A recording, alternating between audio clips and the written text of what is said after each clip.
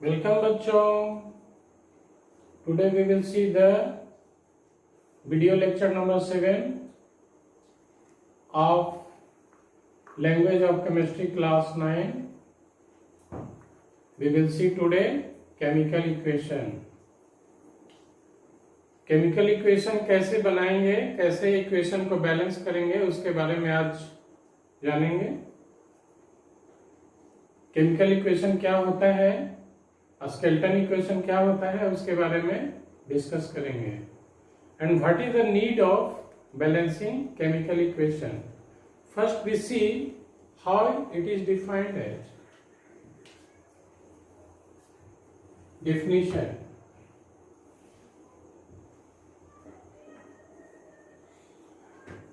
Chemical equation is actually symbolic representation of a chemical reaction.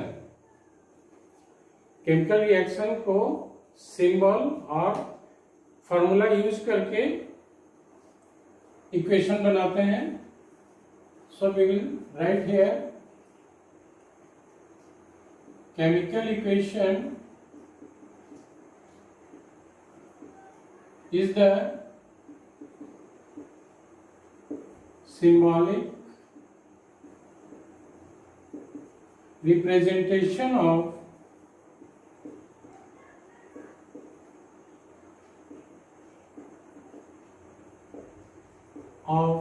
a chemical reaction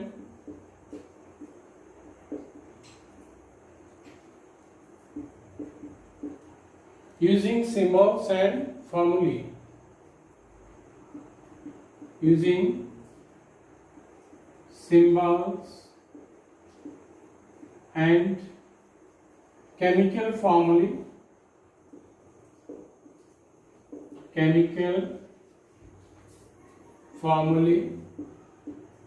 plural में formulae बोलते हैं. and chemical formulae of substances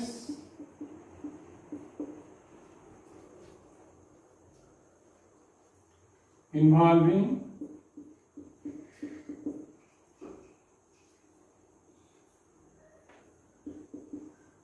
in a reaction.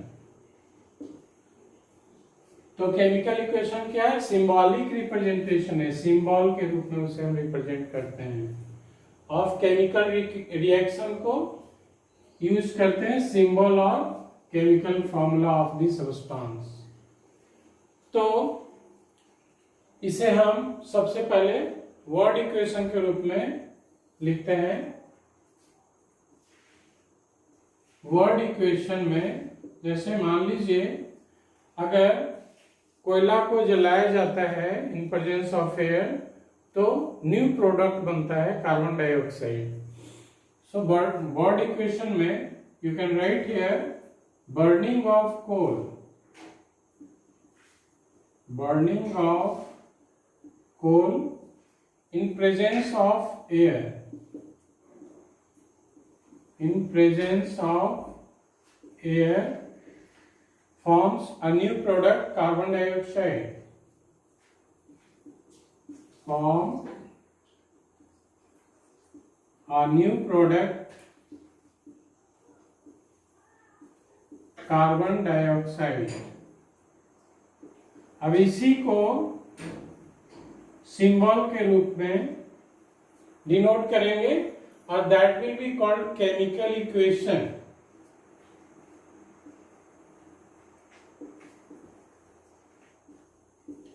Chemical equation में क्या करते हैं, symbolic representation करते हैं जो सब्सटेंस हमने यूज किया है by the use of symbols and chemical formula. हमने क्या यूज किया है, एक कोल और एक एयर यहाँ पे इन प्रेजेंस ऑफ एयर. और क्या बन रहा है, कार्बन डाइऑक्साइड बन रहा है. तो कोल का फॉर्मूला होता है कार्बन और एयर का मतलब हो गया ऑक्सीजन. और यहाँ पे एक एरो देते हैं और एक new substance, new product forms हो रहा है कार्बन डाइऑक्साइड जिसका फॉर्मूला है CO2. और क्या करें, बर्न कर रहे हैं मतलब उसे हीट कर रहे हैं, जला रहे हैं. So this is the chemical equation. तो अब केमिकल इक्वेशन को लिखने का क्या क्या स्टेप्स है, how to write a chemical reaction. तो सबसे पहले हम क्या करते हैं, रिएक्टेंट्स, दो साइड्स रहता है इसमें, एक रिएक्टेंट्स होता है, एक प्रोडक्ट साइड होता है। रिएक्टेंट्स अगर दो या दो से अधिक हैं तो बीच में प्लस साइन डालते हैं। यहां भी अगर दो प्रोडक्ट्स होंगे बीच में प्लस साइन डालेंगे। तो सबसे पहले steps to write a chemical reaction में reactants on left hand side with positive sign between them. So the steps to write a chemical equation. The steps to write a chemical equation. First we will write reactant on left hand side putting plus sign between them, and products on right side putting plus sign in between them. So here the steps to write a chemical equation. The steps to write a chemical equation.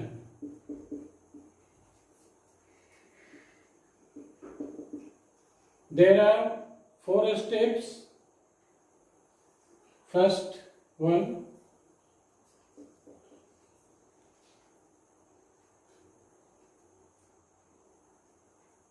reactants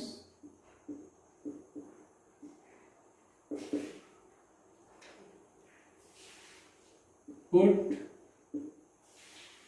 on left hand side LHS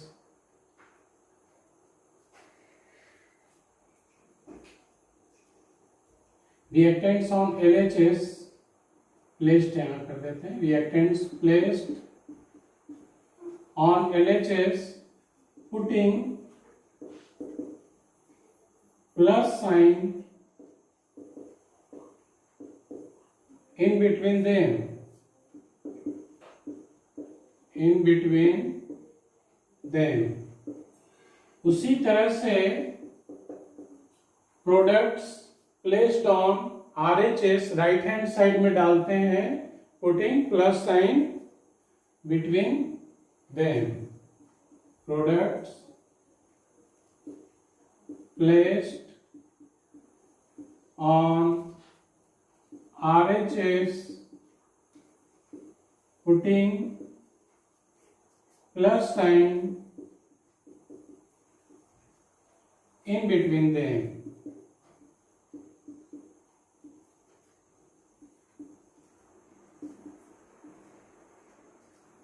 Now third, अब जब reactant को left hand side में लिख दिए, product को right hand side में लिख दिए, तो दोनों रिएक्टेंट और प्रोडक्ट के बीच में एक एरो डालेंगे। So put sign of arrow between reactants and products. Put an arrow, तीर का निशान देंगे, put an arrow between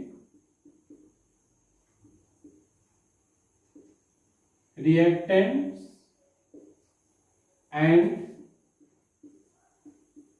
products side. Put an arrow between reactants और प्रोडक्ट्स के साइड, दोनों के बीच में एक एरो डाल देते हैं। और जितने भी रिएक्टेंट और प्रोडक्ट को हम लोग रिप्रेजेंट करते हैं उन्हें मॉलिक्यूलर फॉर्म में रिप्रेजेंट करते हैं, not in atomic form. So last point here, represent reactant and products, reactants and products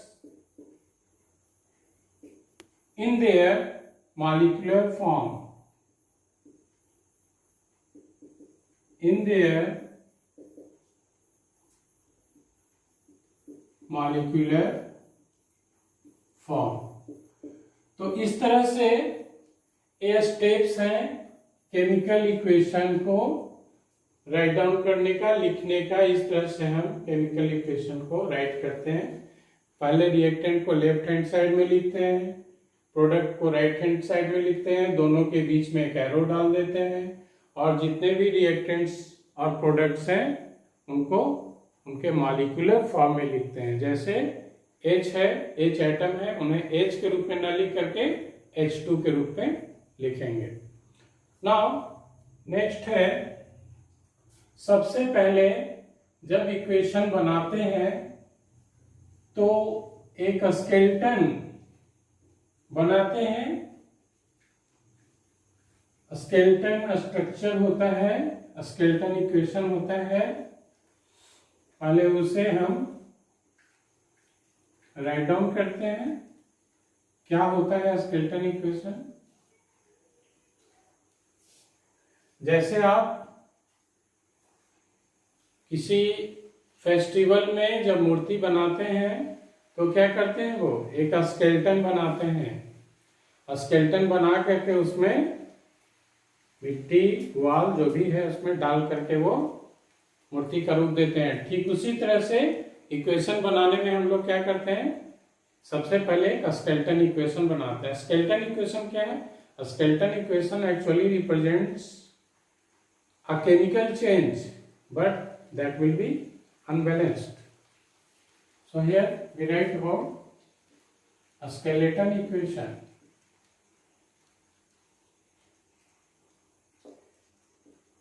A skeleton equation. The equation which represents a chemical change,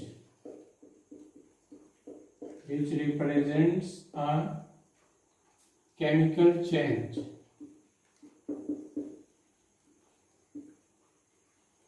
but that is unbalanced, but that is unbalanced.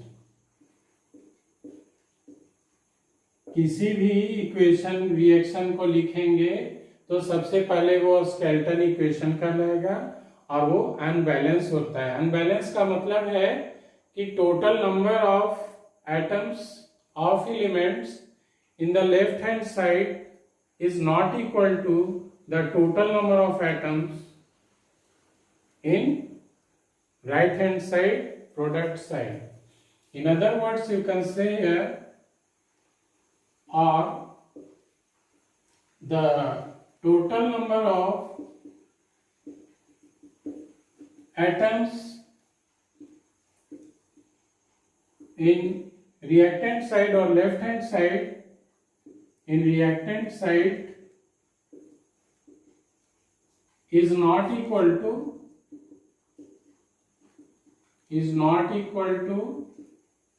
the total number of atoms in product side. Total number of atoms in product side.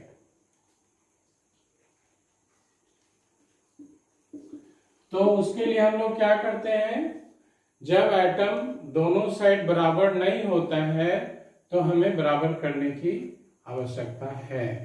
आवश्यकता क्यों है? क्योंकि unbalanced equation ये बता रहा है कि atom या तो क्रिएट हो रहा है या एटम डिस्ट्रॉयड हो रहा है। जैसे हम एक एग्जांपल लेते हैं, फॉर एग्जांपल KNO3 है, पोटेशियम नाइट्रेट, ये डिकम्पोज करता है मान लीजिए और ये बनता है KNO2 प्लस O2।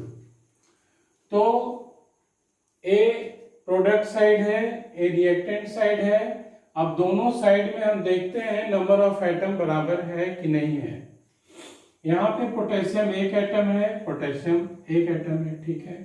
नाइट्रोजन यहाँ 1 एटम है, यहाँ भी नाइट्रोजन 1 एटम है, ठीक है। ऑक्सीजन यहाँ 3 एटम है, यहाँ पे ऑक्सीजन 2 और 2 4 एटम है, means oxygen here is not balanced. तो ए इक्वेशन क्या बता रहा है? इक्वेशन बता रहा है कि एक ऑक्सीजन एटम प्रोड्यूस हो रहा है इन द प्रोडक्ट साइड। तो चूंकि हम लोग जानते हैं law of conservation of mass में कि atom is neither created nor destroyed, लेकिन यहाँ पे एटम क्रिएट हो रहा है। So law of conservation of mass का वायलेशन है। So we can write here a skeleton equation implies, ये सूचित करता है, implies the creation or destruction of atom or atoms। तो ये स्केलेटन इक्वेशन बता रहा है कि या तो क्रिएशन हो रहा है या डिस्ट्रक्शन होता है, but that is opposite to conservation of mass, law of conservation of mass. So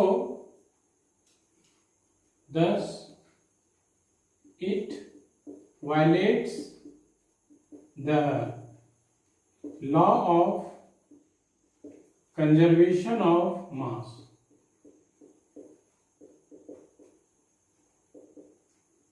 It means law of conservation of मास को पालन करने के लिए इक्वेशन को बैलेंस करने की आवश्यकता है।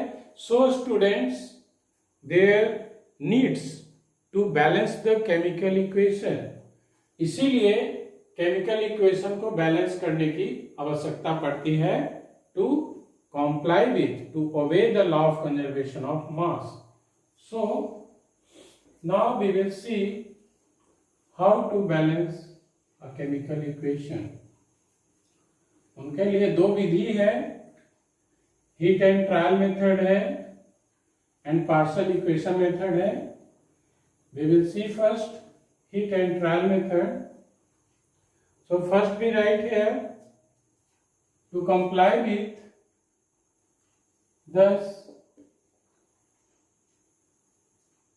to comply with law of conservation of mass, law of conservation of mass,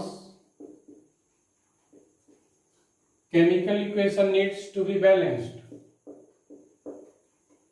Chemical equation needs to be balanced। So अब जो है हम लोग आगे देखेंगे कैसे इक्वेशन को बैलेंस करते हैं। Methods of balancing equation, there are two methods we have। First is heat and trial method, that is the simplest method we use generally। Methods to balance chemical equation, methods to balance chemical equation।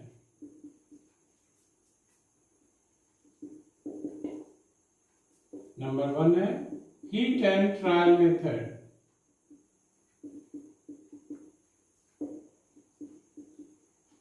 Heat and trial का मतलब पत्थर फेंके, निशाना पे लग गया, समझिए सफल, निशाना पे नहीं लगा, समझिए असफल। सो वही है हीट एंड ट्रायल मेथड, वो सबसे सिंपल मेथड है, simplest method. Second one is partial equation method.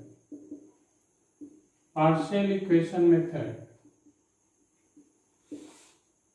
तो सबसे पहले हम देखेंगे हीट एंड ट्रायल मेथड का इस्तेमाल करके कुछ इक्वेशन को बैलेंस करेंगे।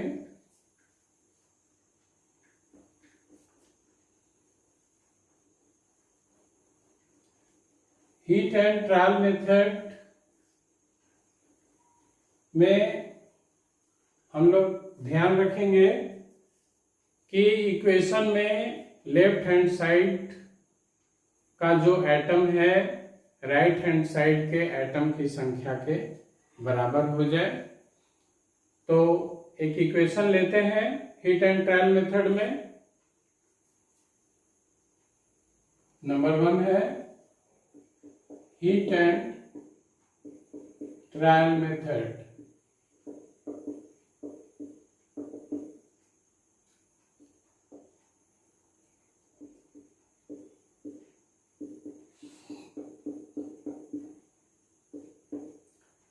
Lead oxide plus ammonia,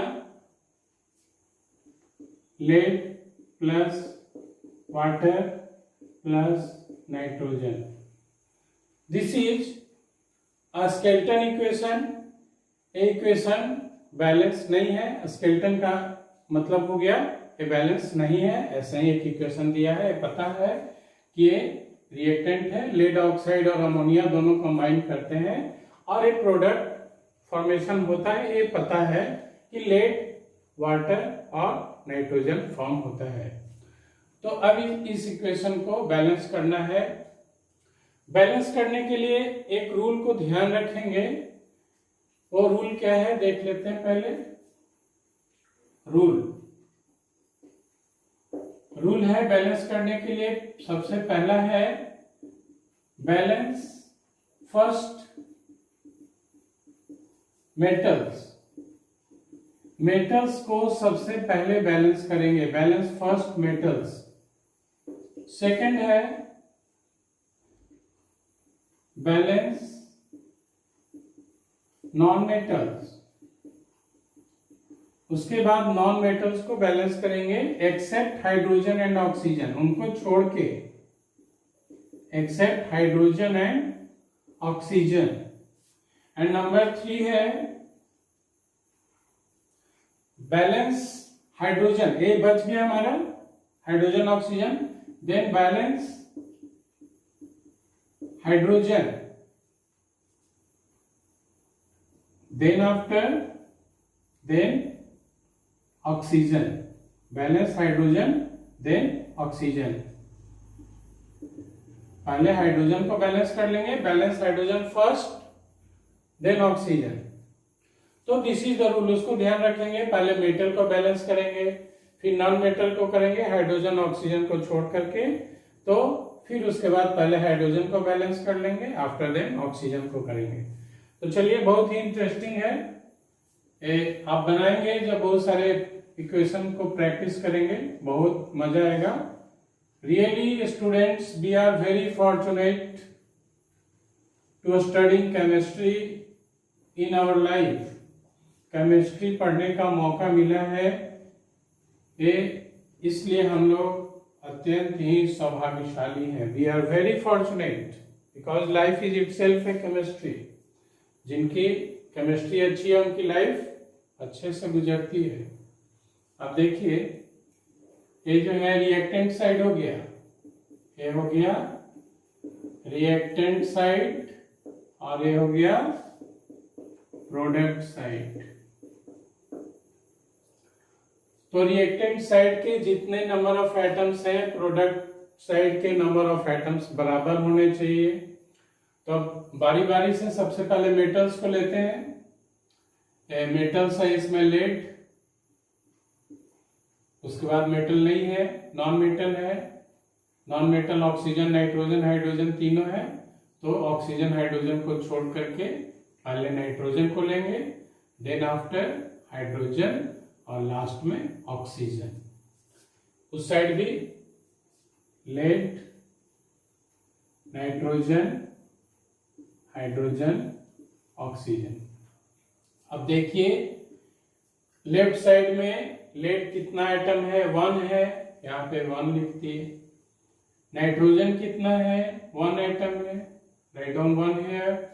hydrogen here 3, right down 3। And oxygen only 1 atom. Right hand side में lead 1 atom, nitrogen 2 atom, hydrogen 2 atom, oxygen 1 atom. अब लेड दोनों साइड बैलेंस है। नाइट्रोजन लेफ्ट हैंड साइड में 1 है, right hand side में 2 है। तो ऐसा नहीं करेंगे कि 2 को मिटा करके इसको 1 कर देंगे, ऐसा नहीं करेंगे। जहां पे कम है उधर उसे इंक्रीज करेंगे। तो नाइट्रोजन 2 है, इधर 1 है, उसको बढ़ाना है, 2 करना है, तो यहाँ पे हम 2 से मल्टीप्लाई कर देते हैं। 2 हो गया नाइट्रोजन। तो चलिए इसको क्रॉस कर दिए, अब नाइट्रोजन 2 हो गया। नाइट्रोजन 2 किए तो हाइड्रोजन कितना हो गया? 6 हो गया। और यहाँ हाइड्रोजन हमारा 3 था, ये अब चेंज होकर के 6 हो गया। तो चलिए लेड 1 हो गया, नाइट्रोजन 2 हो गया, हाइड्रोजन यहाँ पे 6 है, यहाँ पे हाइड्रोजन 2 है। अब हाइड्रोजन को देखते हैं, तो हाइड्रोजन यहाँ पे 6 है, यहाँ पे 2 है, तो क्या करेंगे, इसे 3 से मल्टीप्लाई कर देते हैं। तो ये 6 हो गया हाइड्रोजन, इसे क्रॉस कर दिए, ये भी 6 हो गया, हाइड्रोजन भी बैलेंस हो गया। लेकिन ऑक्सीजन क्या हो गया? 3 ऑक्सीजन हो गया, 3, एक क्रॉस कर दीजिए, अब 3 कर दीजिए। चलिए ऑक्सीजन अब बैलेंस करते हैं। ऑक्सीजन यहाँ 3 है, यहाँ पे 1 है, इसे 3 से मल्टीप्लाई करना होगा। तो चलिए आप 3 से मल्टीप्लाई कर दिए, 3 ऑक्सीजन हो गया, इसे अब क्रॉस कर दिए, अब 3 हो गया ऑक्सीजन, ये बैलेंस हो गया। लेकिन लेड में क्या हो गया? 3 हो गया, इसको क्रॉस कर दीजिए, ये 3 हो गया,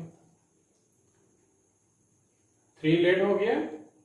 और यहाँ पे 1 है, तो इसको 3 कर देंगे, 3 से मल्टीप्लाई कर दिए, 3 हो गया, इसको क्रॉस कर दिए, यहाँ पे 3 हो गया। तो देखिए कितना इजी है, very easy to balance a chemical equation by heat and trial method. तो इस तरह स्टूडेंट्स बहुत सारे रिएक्शंस हैं जिससे आप बैलेंस खुद से करेंगे, प्रैक्टिस करेंगे, और ये काफी इंटरेस्टिंग है। So we will meet in the next video class. Okay, bye, thanks.